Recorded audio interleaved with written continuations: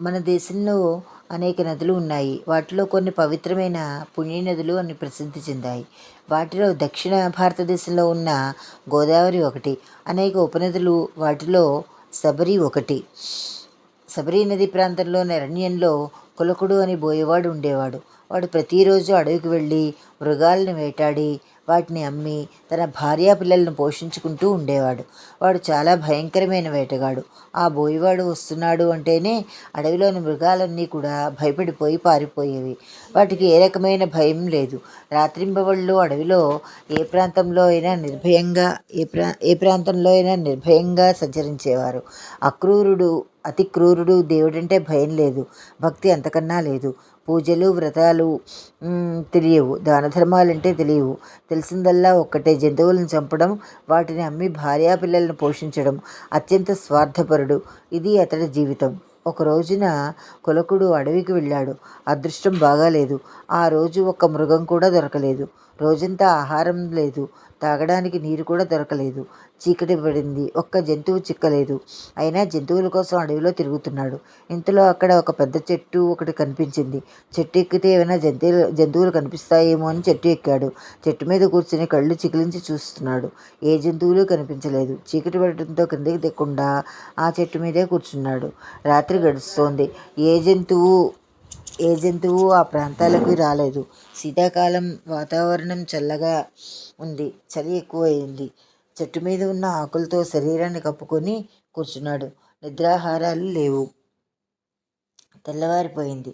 రోజంతా వెతికినా ఏ జంతువు దొరకలేదని తన దురదృష్టాన్ని తిట్టుకుంటూ చెట్టు దిగాడు. ఇంటికి బయలుదేరాడు. బోయవాడు వేటకు బయలుదేరిన రోజు మాఘబహుళ చతుర్దశి, మహాశివరాత్రి. ఆ రోజంతా అతనికి నిద్రాహారాలు లేవు. అంటే అనుకోకుండానే ఉపవాసం ఉన్నాడు. జాగారం చేశాడు. ఆ రాత్రి అతడు ఎక్కి కూర్చున్నది మారేడు చెట్టు.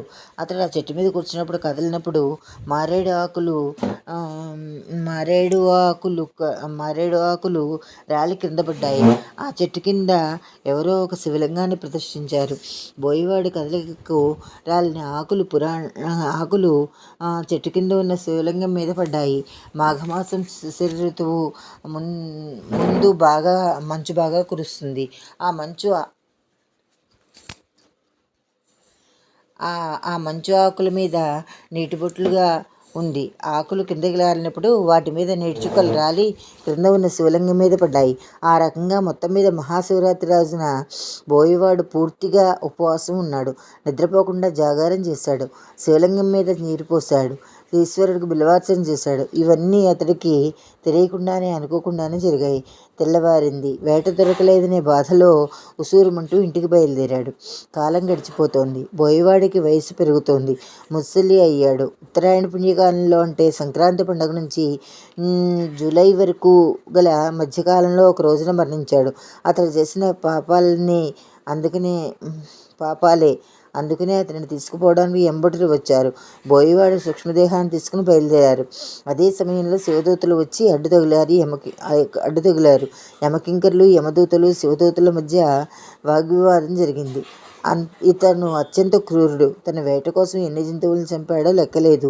వీడు మహాపాపి. అందుకే మేము యమలోకానికి తీసుకుపోతున్నాము అన్నారు యమకింకర్లు.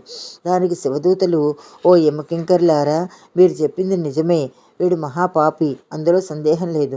పూజలు వ్రతాలు దాన ధర్మాలు ఏవి ఇతనికి తెలియవు. కానీ ఒకరోజు మహాశివరాత్రి నాడు తనకు తెలియకుండానే ఉపవాసం జాగారం చేశాడు. ఈశ్వరుడికి అభిషేకం చేసి బిల్వదళాలతో అర్చించాడు. ఈ రకంగా మహాశివరాత్రి నాడు ఉపవాసం ఉండి ఈశ్వరుడికి అభిషేకము బిల్వార్చన చేసి జాగారం కూడా చేశాడు. ఇంతటి గొప్ప కార్యం చేశాడు కాబట్టి ఇతన్ని కైలాసానికి తీసుకుపోతామన్నారు. వాదంతో చివరికి శివదూతలే గెలిచారు. బోయవాడిని కైలాసానికి తీసుకుపోయారు. పుణ్యకార్యాలు తెలిసి చేసినా తెలియక చేసినా అతడు జ్ఞాని అయినా అజ్ఞాని అయినా దాని ఫలితం అది ఇస్తుంది. నిప్పును ముట్టుకుంటే చేయి కాలుతుంది, నీకు తెలియదు కదా అని కాలక మానదు. కింద పడితే దెబ్బ తగులుతుంది, ఆ విషయం నీకు తెలియదు కదా అని దెబ్బ తగలక మానదు. మహాశివరాత్రి అది మహాపర్వదినము. ఆ రోజున ఉపవాసం, జాగారం, అభిషేకం, బిల్వార్చనలు చాలా విశేషం. వాటిని చేసినప్పుడు వాటి ఫలితాన్ని అవి ఇస్తాయి.